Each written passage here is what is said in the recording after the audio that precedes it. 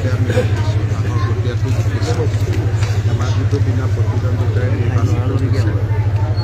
চৰকাৰখনৰ কাম কাজৰ প্ৰতি অসমৰ ৰাইজৰ যি আশীৰ্বাদ সেই আশীৰ্বাদ আমাৰ বাবে প্ৰেৰণাৰ প্ৰতীক আৰু সেই আশীৰ্বাদক আমি শিৰত লৈ আগবাঢ়ি গৈ আছোঁ। স্যাৰ এটা নতুন ডেভেলপমেন্ট হয়েছে এলায়েন্সটো BPF, BJP, UDP আৰু UPP আৰু AG আমি চাৰিওটা দল বিধানসভাত চৰকাৰী প্ৰতিনিধি আমাৰ মাজত ফ্লোৰ কোঅৰ্ডিনেশ্যন থাকিব আৰু বিধানসভাৰ ভিতৰত আমাৰ একতা কিন্তু এই মিত্ৰতাটো ৰাজনৈতিক এই মিত্ৰতাটো যেনেকৈ এতিয়া UPPL আৰু BJPৰ মিত্ৰতাটো ৰাজনৈতিক সেই মিত্ৰতাটো বিধানসভাৰ ভিতৰৰ মিত্ৰতা সেই ধৰণৰ হিচাপতে আমি এই মিত্ৰতাটো ৰাজ্যসভা ইলেকশ্যন কেতিয়া ঘোষণা কৰে কোনো ঠিক নাই 6 মাহ পিছতো হ'ব পাৰে 4 মাহ পিছতো হ'ব পাৰে এমাহ পিছতো হ'ব পাৰে কিন্তু যেতিয়াই হওক আমি খুব আমাৰ কোনো মই ভবা নাই যে কিবা প্ৰব্লেম আছে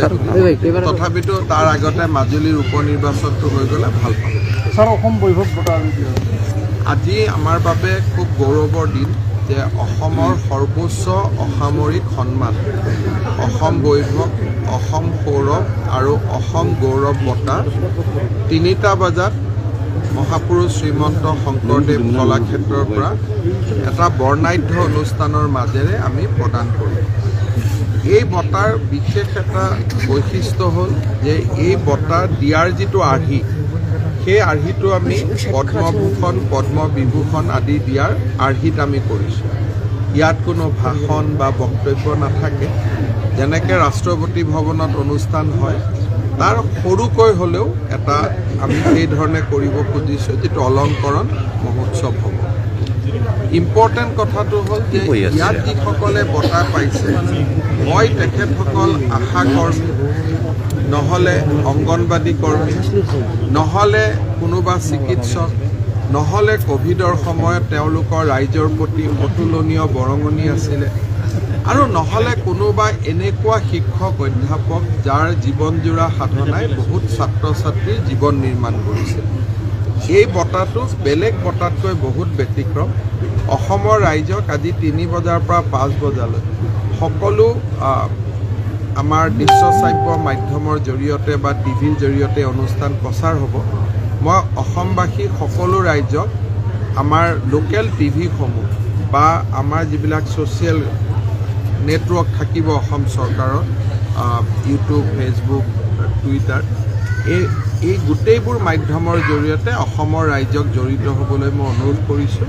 যাতে আমাৰ বঁটা প্ৰাপ্ত যিসকল একেবাৰে সমাজৰ পৰা দূৰত থাকি সমাজখনক আগবঢ়াই লৈ যাবলৈ বৰঙণি দিছিল তেওঁলোকক যাতে শুভেচ্ছা জনাওঁ স্যাৰ নগৰ কাণ্ডত দোষীৰ শাস্তি পাব চব দোষী কোনটোতো আজি ক'ব দিগদাৰ কিন্তু যদি কোনোবা আৰক্ষী বিষয়া ইয়াত দোষী সাব্যস্ত হয় তাৰ বিৰুদ্ধে আমি ব্যৱস্থা ল'ম কাৰণ আমাৰ যিটো সংগ্ৰাম বা আমাৰ যিটো ষ্ট্ৰাগল বা আমাৰ যিটো ফাইট সেইটো হ'ল অৰ্গেনাইজ ক্ৰাইমৰ বিৰুদ্ধে